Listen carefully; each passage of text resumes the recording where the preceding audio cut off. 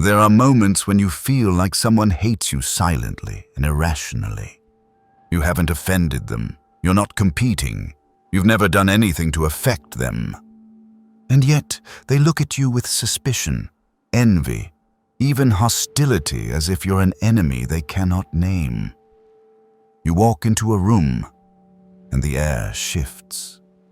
You speak, and the silence that follows becomes strangely heavy. Have you ever wondered why people are unsettled by your quietness? Why kindness is not met with respect, but with subtle resistance? Why the more grounded and composed you are, the more you're seen as a threat? The answer isn't in what you do, it's in what you awaken within them. Because a calm person is always a mirror reflecting the inner chaos of others. And not everyone has the courage to face that reflection.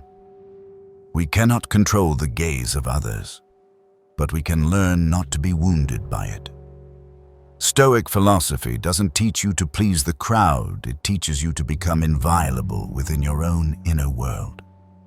In today's video, we'll dive into the silent reasons why you become a target and how you can not only survive it, but walk out of the game with a new kind of power. Calm, quiet, and unshakable. 1.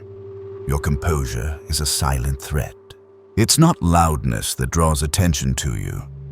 It's your calmness, the kind that needs no recognition, no explanation, that unsettles them most. In a world where everyone is scrambling to be seen, you who doesn't need to be seen become the center of attention in a way no one wants to admit. They don't understand you. They can't read you, and that makes them feel threatened. Your stillness forces them to face what they've long avoided, the emptiness within themselves. When you walk into a room without saying much, yet carry the aura of someone in full control, those who live through external validation feel themselves shrink. They don't fear you because of what you do. They fear you because you do nothing and still possess quiet confidence. No boasting, no yelling, no rushing. And that silence, it's a thunderclap to their pride. Those who've never mastered themselves will always be unsettled by those who have. They call you cold, arrogant, distant, just because you don't react the way they want. But in truth, all you've done is remain calm. You don't play their game. You don't argue. You don't fall into the traps of anger or the need to be understood. You let them speak. You let them perform, and then you withdraw while your silence continues to echo in their minds. Calmness is a form of power that cannot be stolen, because it doesn't lie in voice or social rank. It lies in your ability to stay unmoved by the trivial. Epictetus once said, "It's not what happens that disturbs us, but our judgment about it." When you live by that, you're no longer shaken by mockery, cold looks, or indifference. You stand there, and that steadiness is what unsettles them. Then comes the irony. They start trying to break your composure, not because they truly want to defeat you, but because only when they drag you into their emotional chaos do they feel normal again. They provoke you with sarcasm. They make seemingly casual remarks, carefully aimed at your weak spots.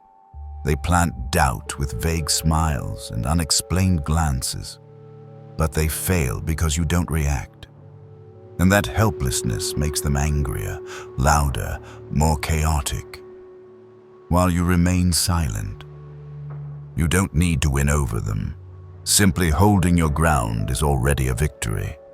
Because the most fragile person is not the one being attacked, but the one who never learned how to hold on to themselves. When you don't react the way they expect, you step out of the game. And once no external force can control your emotions, no one can manipulate you. Composure is not something you use to overpower others. It's a closed door to what's unworthy, a quiet space you create to protect what's within. When others can no longer disturb your peace, they can no longer access the world you guard. And in that moment, they'll look at you not with admiration, but with fear. Because true composure is something the anxious can never explain. 2. The wounded seek targets, and you become the mirror they want to shatter. Those who have never truly healed often carry a nameless rage. They don't cry, they don't scream. They just live with a quiet crack no one can see. They smile, they work, they interact as if nothing's wrong, but deep in their eyes is an endless dialogue with a wounded self. And when that pain finds no outlet, they begin searching for a place to throw it. A person, a situation, a reflection of what they once lost. And sometimes, unfortunately, that person is you. You're not trying to outdo anyone. You're not looking to win. You're simply living authentically, doing your part, holding yourself to a standard that needs no applause. But that very standard is what makes them feel threatened. Not because you did something wrong, but because you accidentally exposed what they've long tried to hide. Your kindness makes them feel fake. Your seriousness reminds them of their own failures. Your calmness shows them how they once chose rebellion over discipline. And they can't stand that feeling. They don't want to face it. They want to break the mirror reflecting them before the image becomes too clear. When people are in pain but refuse to admit it, they'll try to make others hurt too. Not out of cruelty, but because if everyone's wounded, their pain stands out less. They'll try to diminish you with sarcasm. They'll project traits onto you that you never had. They'll spin stories just to blur the light you carry without meaning to. But what they're really fighting isn't you. It's the memory of themselves. And you're merely the reminder. Nothing angers others more than someone who doesn't react. When you don't strike back, don't explain yourself, don't stoop to their level, they become even more furious. Because you're not just refusing their challenge, you're refusing to play the villain in their pre-written play. You don't act, you don't step on stage. And so, they don't know how to bring you down. Because the one who never enters the game cannot be defeated. You're not the reason for their brokenness, but you are the mirror that reveals the cracks. And the first instinct of someone seeing themselves in pain is to shatter the mirror. Not to destroy you, but to return to the illusion that they're still fine. But once a mirror reflects the truth, even when shattered, it cannot erase what was seen. 3. Your emotional strength unsettles them, so they try to break it. There are people who don't need to be offended by you to feel threatened. It's enough that you are emotionally steady, not easily swayed, untouched by trivial things for them to feel inferior.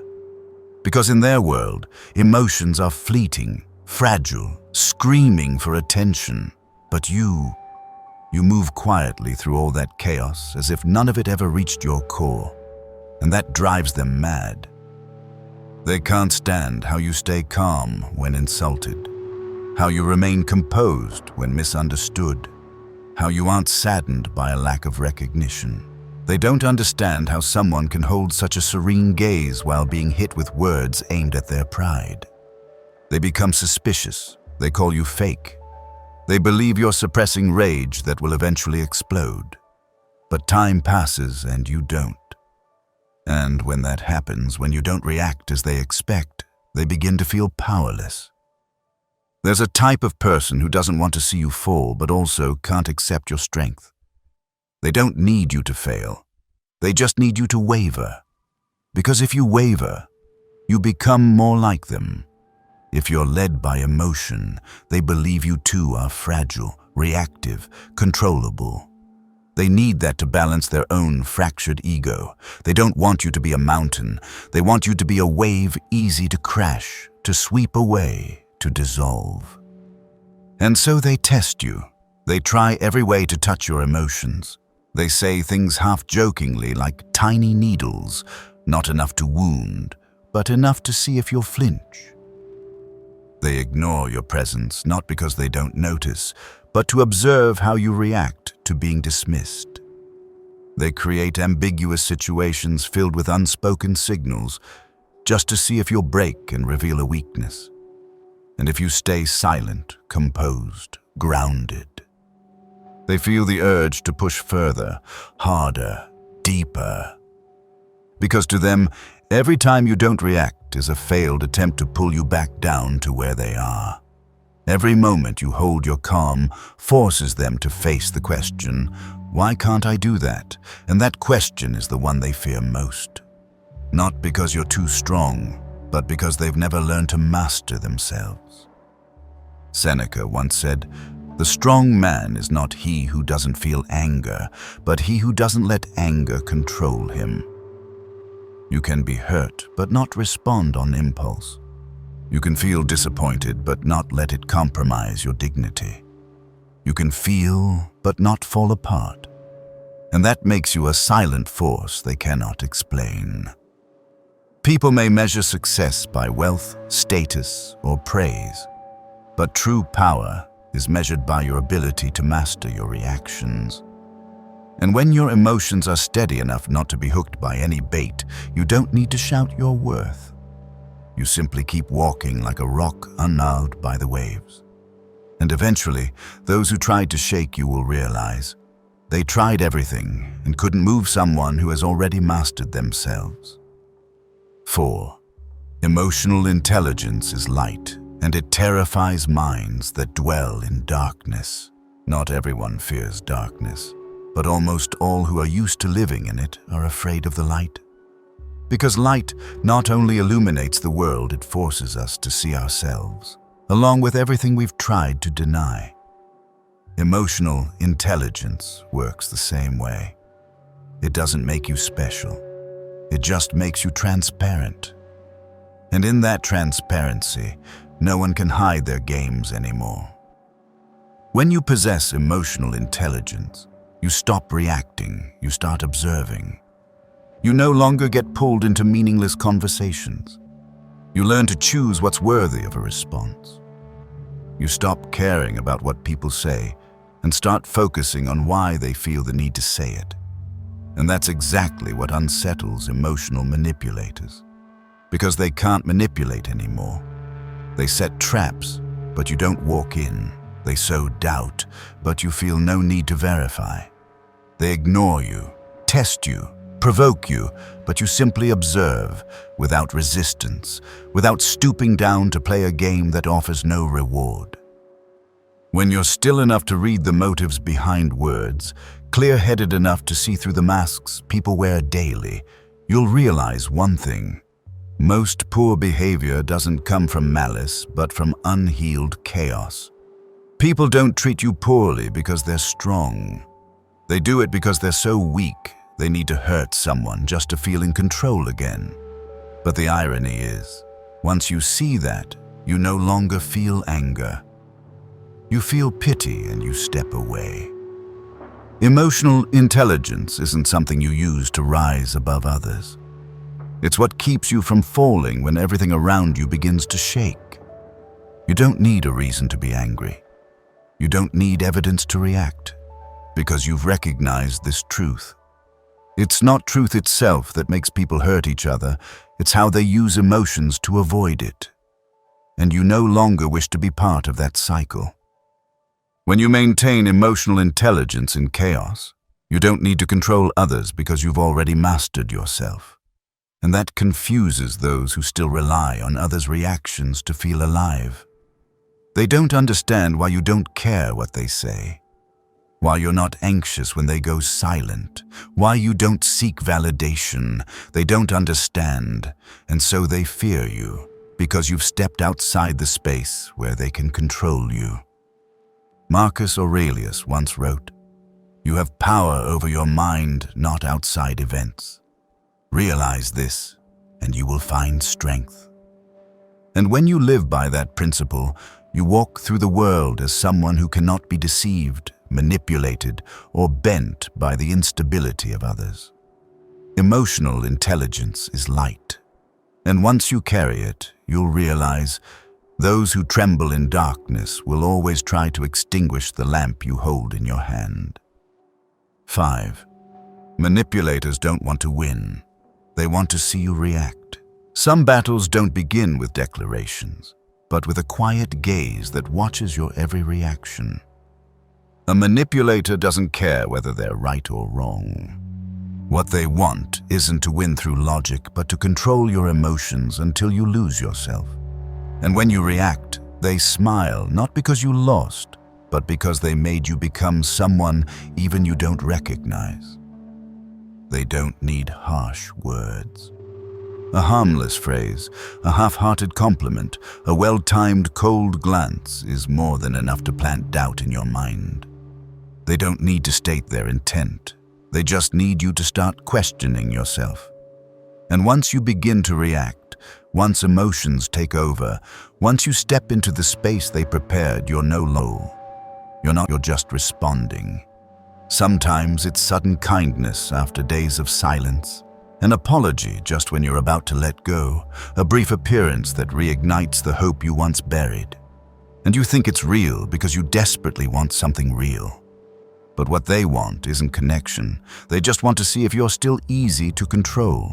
And if you react as expected, they'll keep going. Not out of affection, but out of power. In the manipulator's game, the first to lose composure is the first to surrender. And they don't need you to fight, they just need you to react. You get angry, they win. You get anxious, they win. You feel guilty, they win. Every emotion you expose becomes an open door to your inner world.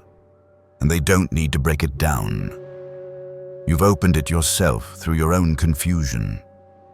But if you don't react, if you remain calm when pulled, silent when pushed, steady when challenged, then the game ends. Not because you won, but because you didn't play. And no one can control someone who no longer needs to be understood, validated, or loved by those who've proven unworthy.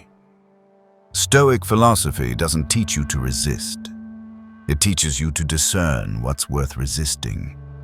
Not every emotion deserves expression. Not every battle deserves your presence. Epictetus once said, "You become invincible when you stop reacting instinctively." And when you live with that awareness, you're no longer a target, you become untouchable space. Manipulators don't fear your coldness. They don't fear your silence. What they fear most is that you've seen the game and chosen to walk away from the board. They fear that you don't need to react to prove anything. They fear that you've seen their motives and no longer care. Because when you stop reacting, you don't just reclaim your emotional sovereignty, you strip them of the only power they ever had, the ability to make you forget who you are. Not enough to wound, but enough to see if you'll flinch. They ignore your presence not because they don't notice, but to observe how you react.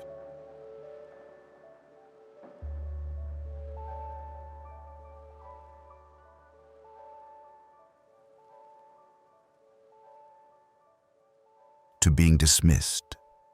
They create ambiguous situations filled with unspoken signals, just to see if you'll break and reveal a weakness. And if you stay silent, composed, grounded, they feel the urge to push further, harder, deeper.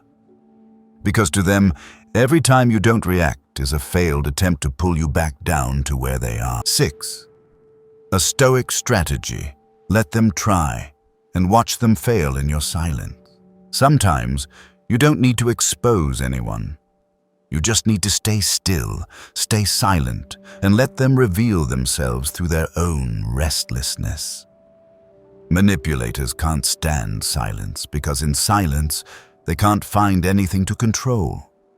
So they'll try everything, every shade of behavior. Charm, sarcasm, threats, victimhood, just to see if you'll take the bait. And if you remain silent not with anger, not with attitude, just a stillness, like stone they begin to fracture from within.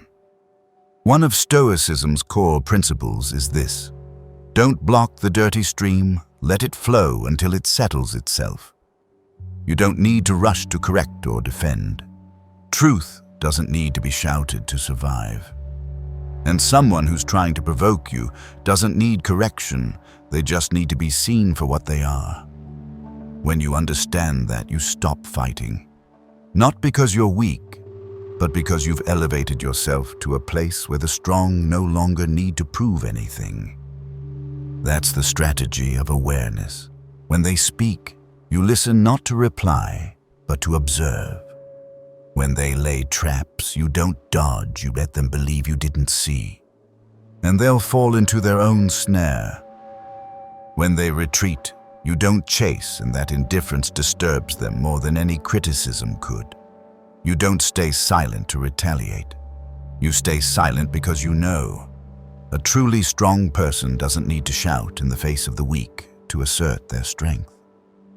In that silence, you're no longer a puppet in their emotional play. You become a mirror, and not everyone can bear to see themselves in it. They try to pull you in, you don't move.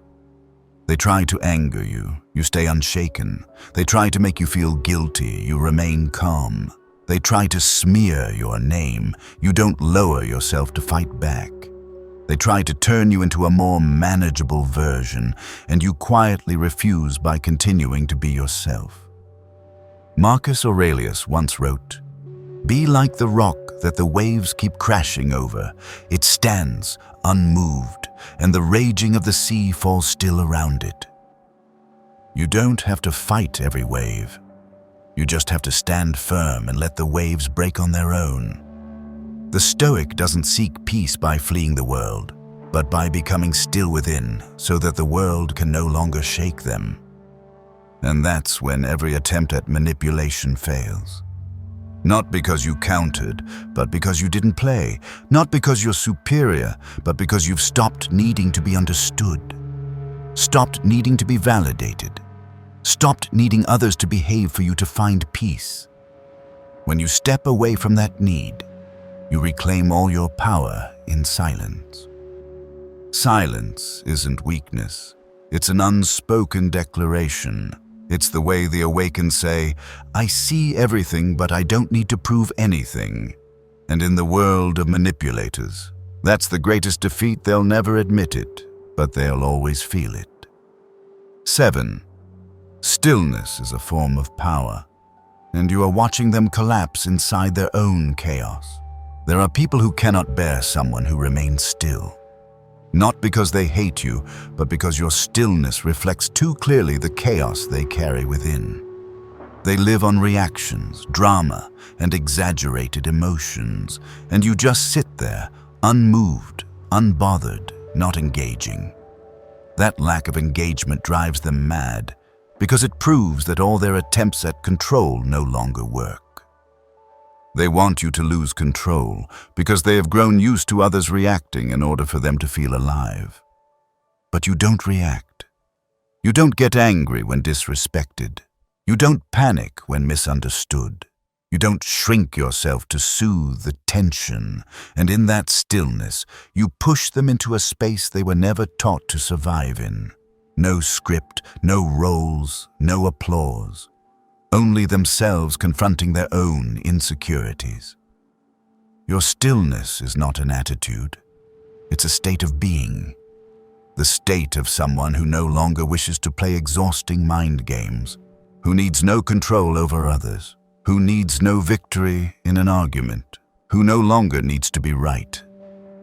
You step away from the conflict not because you've lost, but because you understand that to win in a space beneath your dignity is a greater defeat. Epictetus once said, "No man is free who is not master of himself." And through your stillness, you refuse to contribute further to their suffering. You don't block them. You don't condemn them. You don't try to change them. You simply refuse to be controlled by them, and that leaves them without a foothold. They repeat the same behavior. They try their usual tricks.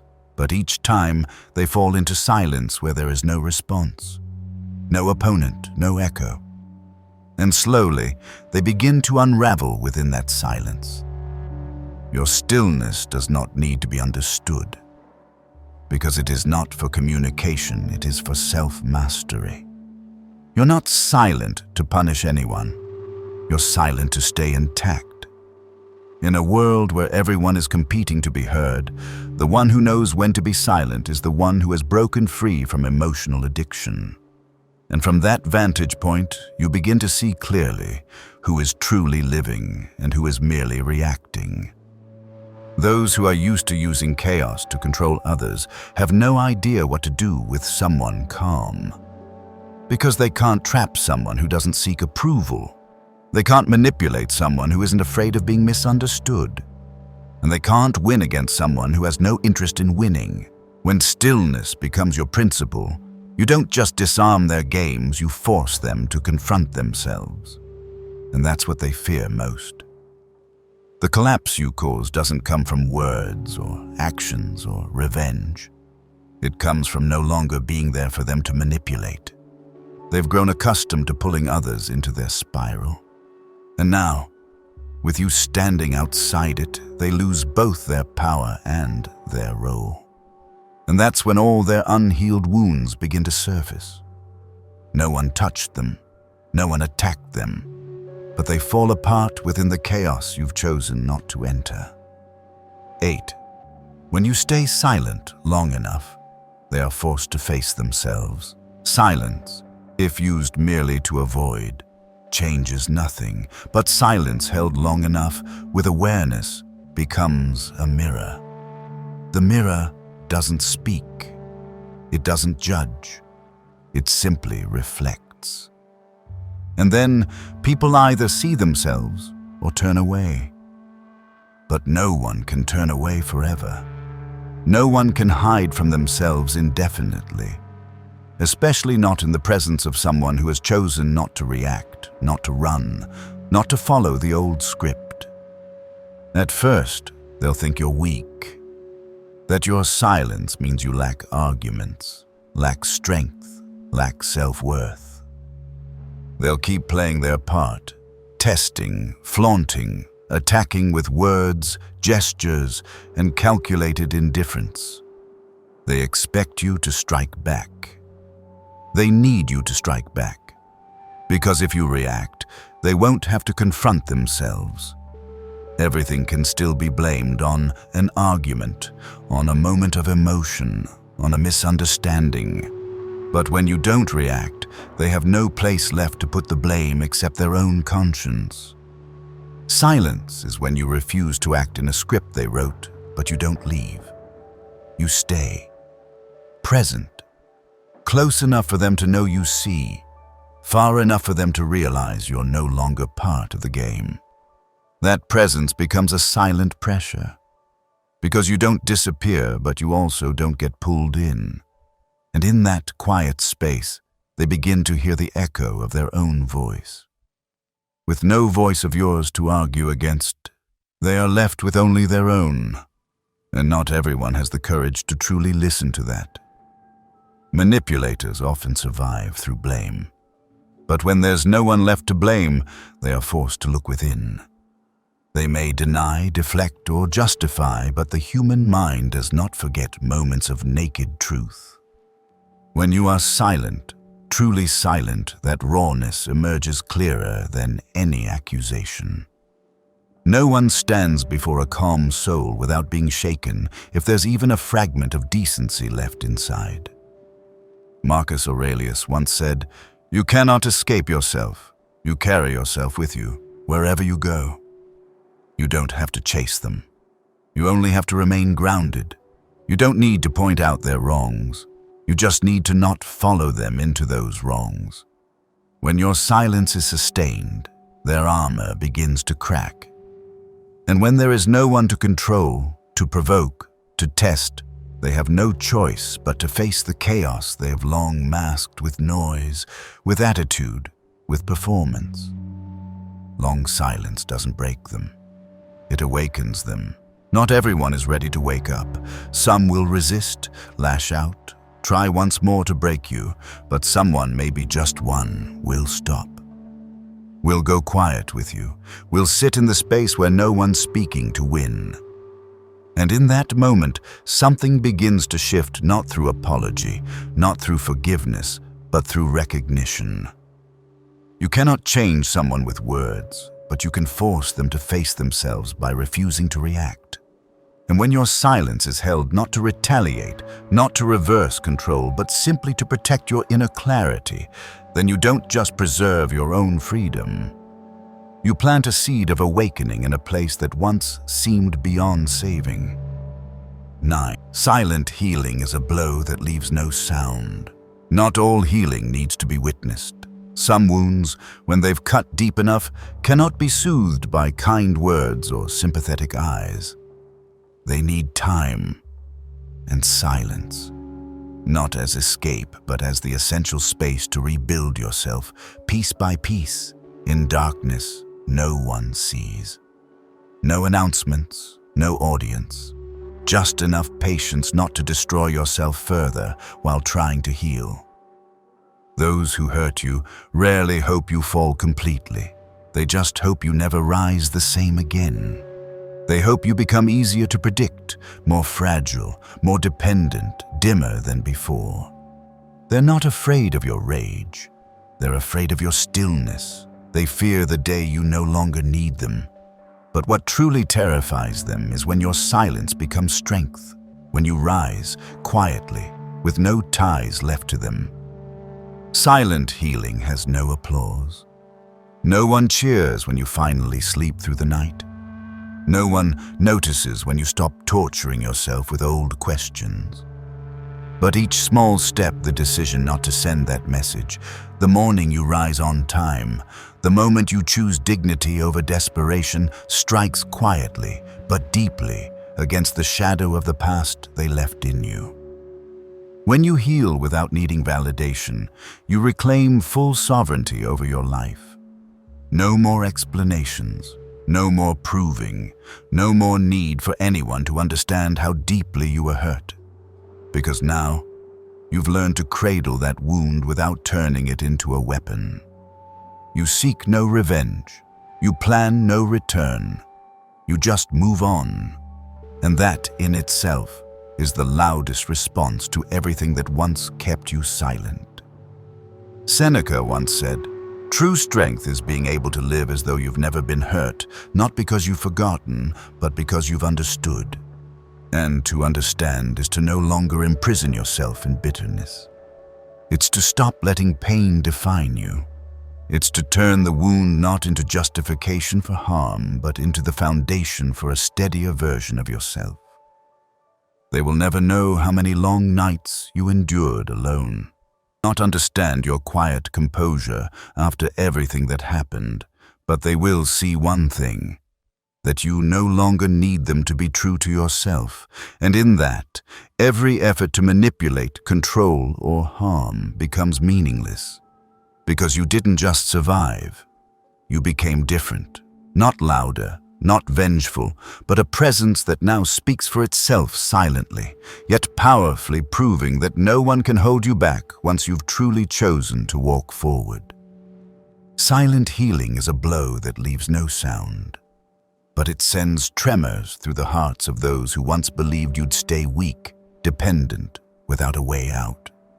And one day, they'll see you not to witness revenge, but to realize the one they tried to drown has become a version they no longer deserve to stand beside. 10. Respond with progress, not emotion. There are moments when silence is no longer enough. But not because you need to speak, it's because you need to live differently. Not to prove anything. Not to make anyone regret. And certainly not to retaliate with success, but to respond with the kind of progress you yourself need. Because what you truly need to restore is not your image in someone else's eyes, but your self-respect, the very thing that was taken every time you reacted emotionally instead of choosing with intention. When you grow without needing anyone's recognition, You're stepping into a new realm where every action you take is no longer driven by heightened emotion, but by an unshakable inner principle. You no longer write long messages to explain yourself, you write out plans for tomorrow. You no longer dwell on why someone hurt you, you reflect on which habit you need to change so you don't fall into the same pattern again. And that shift from emotional impulse to deliberate direction is the turning point that ensures you never go back to your old self. To respond with progress is to answer quietly but unmistakably. No one hears your voice, but everyone senses the change. I used to think silence was avoidance, a retreat for the weak. I used to react the moment I was disrespected, used to explain myself to people who never listened, used every bit of emotion I had trying to save relationships just to avoid looking weak. But in the end, what I lost was myself bit by bit. Those were the days I woke up no longer trusting my own calm, because I had let others drag me out of my inner peace far too many times. Then one day, I stopped. Not because I stopped feeling hurt, but because I realized the more I reacted, the more I let them keep controlling me in a very subtle way. I started going quiet not to punish, but to recover. I started growing not to prove anything, but to rebuild myself. And I realized, when you stop reacting the way you used to, the people who thought they knew you will get confused, but you won't. Because you'll know your stillness is no longer a shell. It's a part of your identity. If any of this touches something within you, whether a quiet thought or a silent decision, then subscribe, and turn on the notification bell so you don't miss what's coming next. Not because you have to, but because you're choosing a new path. A path of intentional silence and unspoken progress. And if you need to carry just one sentence with you moving forward, let it be this. Be the quiet